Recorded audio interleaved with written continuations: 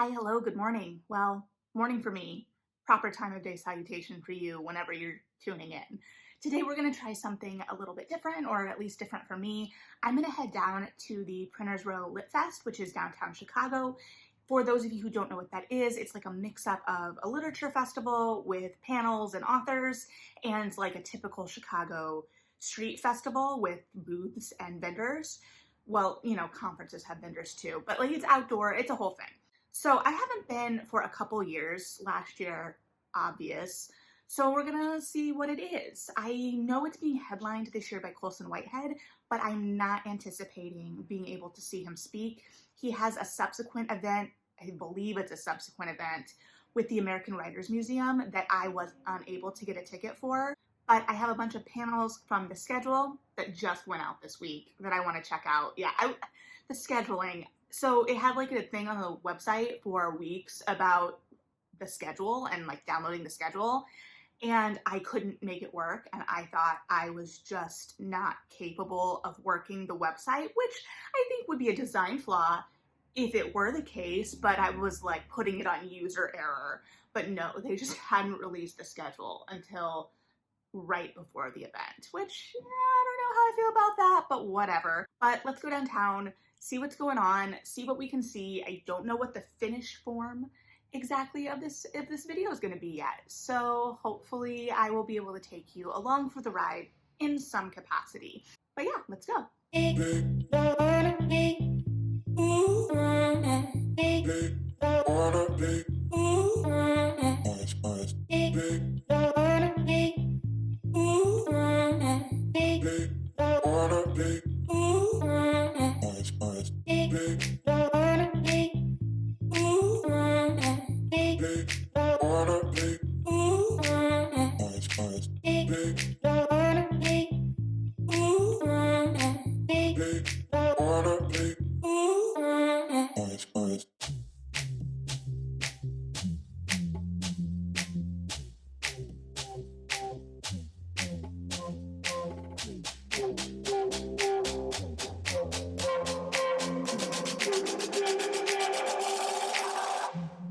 Hi, okay, I am back from Lit Fest. I do not anticipate being able to pop back downtown for Sunday when Colson Whitehead speaks, so I will not be seeing and talking about that, which is sad, but it is what it is. I have a little bit of B-roll tucked into this video, which is new for me if you've been here, and it's a little less than I maybe intended in like my wildest dreams as experimenting with newness here, but I wanted to both live in the moment of Lit Fest, be in the space, be enjoying everything going on, and also respect everyone else that was at Lit Fest living their lives. So I did browsing and I attended multiple panels that I just want to chat through and also like tell you what I picked up, I guess, at Lit Fest Bookwise. The vendors themselves, one, they did feel a little pared down this year, but that could just be my memory being different. And honestly, with the way everything is right now, it's going to be a slightly pared back event in a lot of ways. I was just happy to have it again in any capacity. So the vendors themselves are generally more focused on both used books and indie independent authors and independent author organizations and things like that. And then there is a main independent bookstore, a main indie Chicago bookstore within the Printers Row area, Sandmeyer's, where I did a decent amount of shopping, and the author signing tents for the different stages had booths that were being run by booksellers in Chicago. My stage, I know it was the Bookseller, which is one of my local stores that I've talked about a lot. I would assume that other stages had different bookstores running those booths, but I do not know for sure. All of the panels that I saw were at that center stage. There were some really compelling panels at the other stages that I did miss out on just from kind of having to choose where to go, as happens at events like this. So I did go downtown in time for the 11 o'clock book talk panel, and I do not know TikTok. That's a platform I am not currently on or engaging with yet. I have seen TikToks. I understand the conversation that is starting to happen around TikTok in the book world and am fascinated by that. I know that there is an undeniable purchasing power that is connected to the word of mouth and enthusiasm on TikTok. So I really was interested in hearing what it ended up being a panel of young women speak about their experience and kind of get insight into how TikTok is shifting focus in terms of marketing for big books, because I think we're seeing publishers adapt fairly quickly for the publishing industry and start utilizing TikTok in major campaigns for books. It was kind of funny because these young women were undeniably smart, enthusiastic, engaged, and watching them in conversation was super compelling. But the moderator was basically trying to get them to define book talk at the beginning of the talk. And Printers Row Lit Fest has a very diverse audience, and so there were 100% people in that crowd who have no clue what TikTok is, I am sure. And trying to get people that are like that mired in a community to explain what the community even is. So for a while they kept talking about book talk as if you already knew what book talk was, and finally the moderator had to explain that it's a subset of TikTok. And I just found that humorous because I thought it rang very true to a lot of experience, right? Where you are neck deep in something and very much mired in that community and world, and it's easy to forget the larger world around you and what other people may know or what their experiences may be in relation. So I don't know, I found it a really engaging conversation. I remember my first Printers Row Lit Fest years and years ago. There was a panel on podcasts, and I don't think that panel ended up being focused on what I was interested in them discussing, but it was kind of interesting in a way to see the different like social media or media focuses of how we're talking about books and what is the hot way to talk about books at the moment. And I was really intrigued, particularly in their talking about how TikTok can be utilized for independent authors, smaller press authors, self-published authors, as a way to gain momentum for their books and find readership through organic word of mouth. Like I said, I don't have any experience with the TikTok algorithm, but I have heard really good things about it and how it can be very specific to a viewer. So I think that there is an opportunity there to find new robust audiences for works that maybe haven't gotten the most publisher backing through traditional means. And it was kind of interesting too, though, to hear the talk around these titles. There's an undeniable, like I said, sales bump to a lot of these titles that have come through word of mouth on TikTok. But it was very interesting hearing some of these panelists talk about these titles. There was kind of like this emphasis on a lot of these books are 10 years old and we got them back on the bestseller list. A lot of the kind of quintessential book talk books that they were using as examples and that I have personally seen, even as someone who's not on book talk, is, Song of Achilles, They Both Die at the End, We Were Liars, Six of Crows. And in my experience, one, a lot of those books are not a decade old. And a lot of those books were already pretty popular titles, heavy sellers before book talk. And that's not saying that they hadn't slipped off the lists, but I was a bookseller when We Were Liars was a thing. That book was on the bestseller list constantly.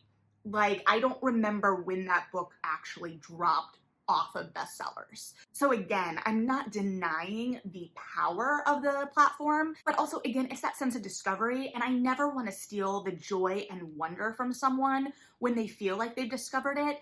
The hope always is to get books into readers' hands, right? And help books find their audience, and to help backlist authors and titles continue to find new audiences is a gift and something that's really exciting, I think. But I think it does circle back a little bit too to this idea of who the audience was at that panel. There were a lot of, I think, people that were very clued into social media, even a lot more than I am, for sure. But there were definitely people that weren't.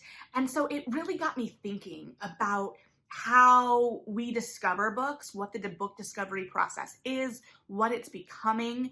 And I think a lot of that is within this medium, but I think I really would have liked to see an extra person on the panel that could have talked about all of this from a publisher standpoint, because all of these creators are, like I said, very talented, enthusiastic, bright, but it is such a new platform. And a lot of them talked about how they got started in quarantine, which is totally understandable because I started posting more here in quarantine. But that means that things have changed very rapidly, very quickly for them.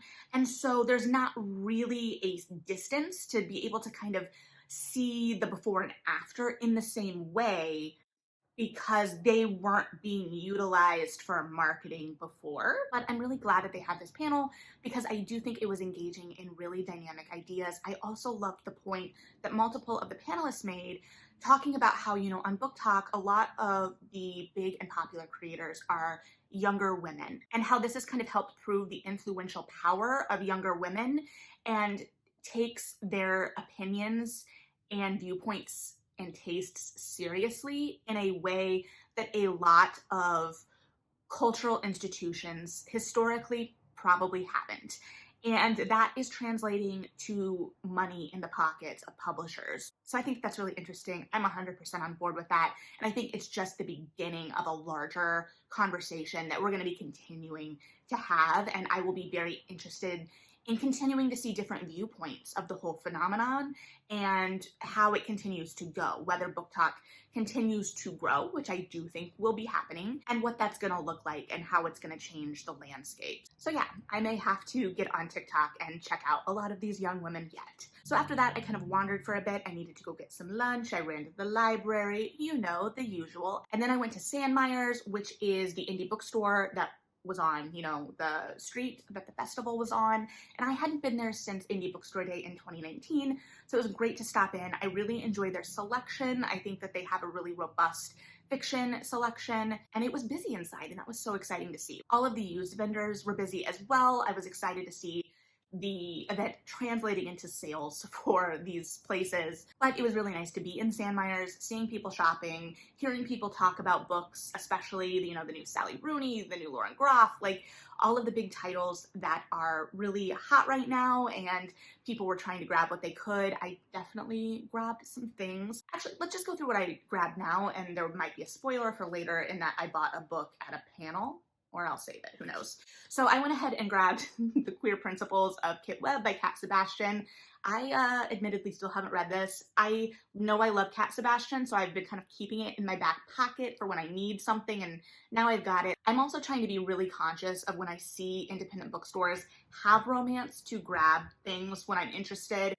I did notice that they did have romance titles, but they were all the trade paperback size, which I didn't ask about because they were busy, but I think it all kind of feeds back into my idea that a lot of this push toward the trade size is to help with placement in indie bookstores, but I could be making that up completely. That's just me theorizing, so don't take that as a hard fact, unless you know that it's a hard fact, and let me know below if you have further insight into that, because I'm fascinated by it. Like, I'm theorizing because I'm thinking about it a lot. And then I went ahead and grabbed Six Crimson Cranes by Elizabeth Lim.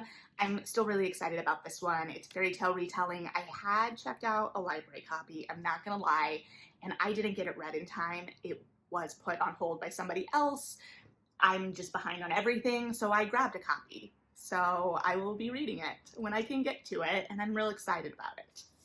And then the last book, while all of these were impulse purchases, the other two I at least have had on my wish list radar. Like, they're books I know I want to read. This one I have been debating on. I've been seeing it online. I've been interested. I'll read the blurb and I'll be like, I don't know. And that is Ghosts by Dolly Alderton. So I am very intrigued by this, but I also am afraid it's going to hit really close to home, just in terms of like time of life stuff. So that may be good or bad, I don't know, but I keep getting drawn to the cover of this book for some reason, and I don't even really know why. Maybe because it kind of looks like it's made to look like an Instagram post-ish, kind of. I don't know. but I'm intrigued. And I was like, well, you're drawn to it enough that just pick it up and see. So I'm gonna see what I think. I can't promise when I'll get to it, but I wanted that moment of like going into a bookstore and just feeling drawn to something and grabbing it. And then I kind of wandered over to the place where the 3 p.m. panel was going to be so that I could kind of prepare. It was called Wit and Wonder, and I wanted to check it out because Julia Fine was going to be on the panel, who wrote The Upstairs House, which I talked about earlier this year, and it was being moderated by Rebecca Makkai. And so I just kind of sat down and caught another panel that way. And I caught a conversation about obituary writing with Maureen O'Donnell from the Sun-Times and Rick Kogan from the Tribune. So I actually really enjoyed this panel. It was a surprise for me. I think I'd had it on like a list of like maybe panels to check out, but I wasn't really sure what to expect. And I found it really heartening, especially I think right now, because it was a conversation largely talking about both the art of obituary writing and kind of how in some ways it's becoming a lost art depending on the space that papers allow for obituaries, but also then the idea of everyone's story deserving to be told and finding the nuggets of humanity in both public figures and less well-known figures that kind of resonate to us all on a larger scale. And Maureen O'Donnell, the language she used in talking about writing people's obituaries were things like it's an honor, and there was a lot of reverence and respect in talking about telling these people's stories, that she kind of felt the weight of the obligation of telling someone's story and also considered it a gift of sorts to be able to tell other stories. There were some specific words that she used, like an honor for sure, but there were a couple others that really stuck out to me that I just forgot to write down. But I found that conversation really engaging, and it pulled in a lot of people. There were a lot of people that were interested in that conversation. And I think it's because right now, partially, well, they're also well-known Chicago figures, but right now especially, I think the idea of everyone having a story to tell, of us being remembered for our stories and for what connects us to other people in a time right now where we're losing so many, and it's easy to feel like we're losing the humanity of that with them. It was just a really engaging conversation, and I really enjoyed having a conversation that was about a different form of writing, because I'll admit I was a little like singularly focused on like narrative and especially fiction in thinking about the panels I was going to attend, and they did, read out snippets of particular obituaries, and kind of getting a peek into the craft of this particular kind of journalism was super intriguing and really compelling.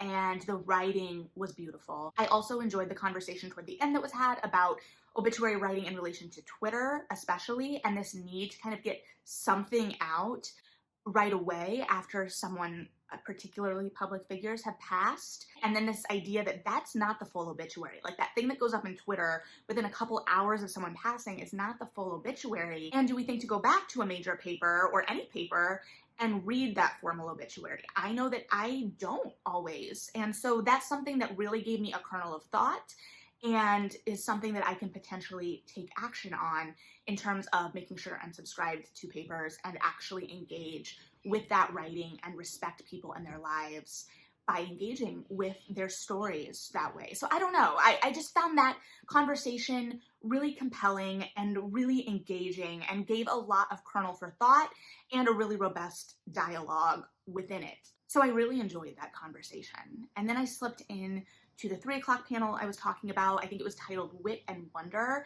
And so it was focused on kind of weird fiction, right? And if you've been here for a second, you know I love weird fiction. And so the panelists were Maurice Meyer, Bess Winter, Julia Fine, and it was moderated by Rebecca Makkai. And I will admit that Rebecca and Julia are the only authors whose works on that panel I've read so far.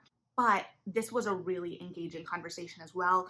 I have seen Rebecca lead conversations with other authors before. Most notably, in my personal memory, I saw her talking to Aro Kwan about The Incendiaries when that came out, and that was also the same year The Great Believers released, so they were able to talk about that book in relation to cults, and those books kind of shared some thematic overlaps in some ways that were really engaging in conversation.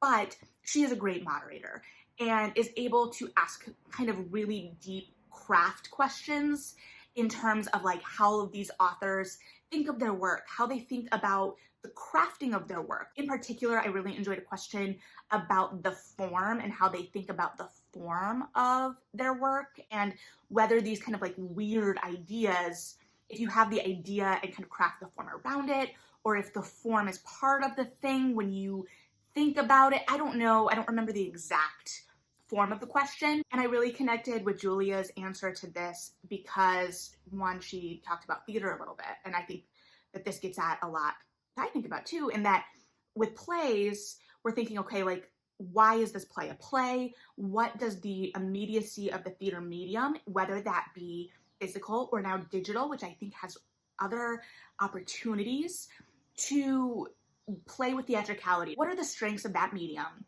that can tell a story only in that medium? And so she talked about how when she writes, she's kind of attacking a story in a way where for her, a novel is the only way to tell that story.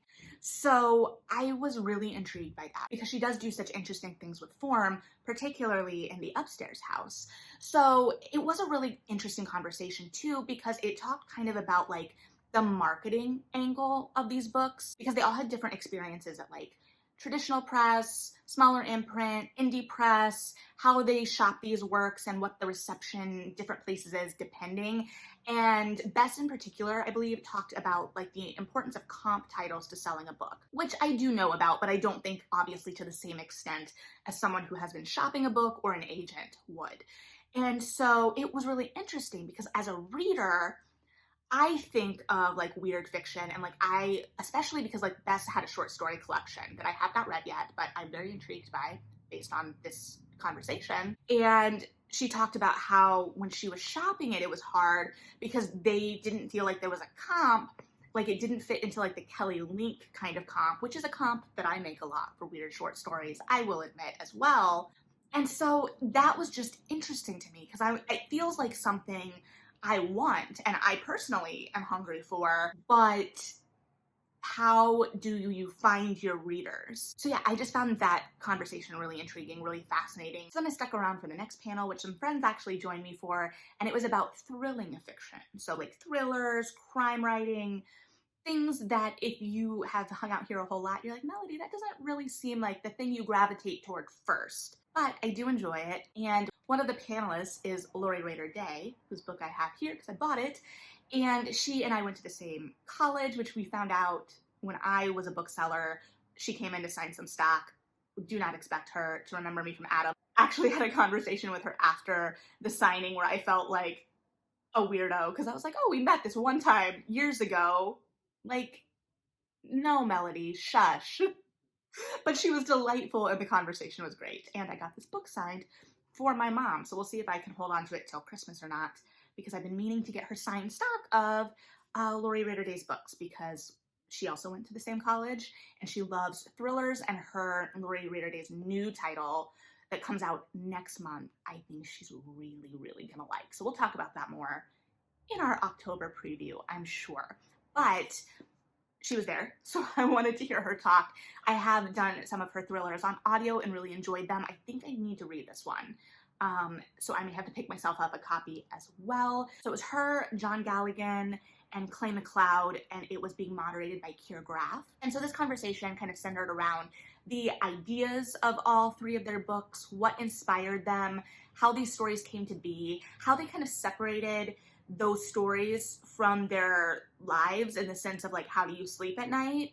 And then also like, how do you craft these stories from a research perspective when they're so rooted in real things? So it did kind of focus way more on research than I was expecting, but I wasn't mad about that because I love when people talk about how they do their research. And the theme of the panel seemed to be that research wasn't the favorite part of the process, but is something that has to be done. But I think it got at the heart of this idea that often I think sometimes gets lost when talking about thrillers. We're looking at like these big ideas, these big perceived threats, these things that scare us on like this bigger level, but then we're looking at that the extremely personal. And it also talked about like this idea of people potentially wanting hope at the end of their thriller reading experience. Like what does the end of a thriller look like? Which I found fascinating because I haven't personally really thought about the form of that genre and the conventions as deeply as I have other genres. So if you have thoughts on that too, especially because I know there's a lot of thriller readers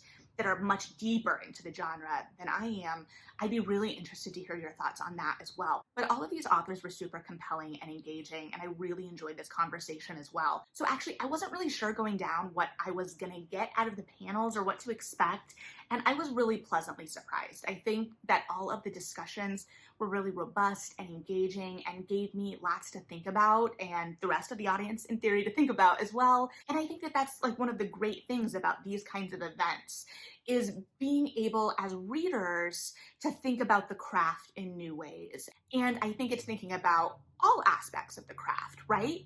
What's the research that goes into things? How is the form serving the story? And then after all of that is done, what is the marketing situation? Like, what are the larger factors that could impact your book, whether you really can anticipate them or not, such as like comp titles and book talk?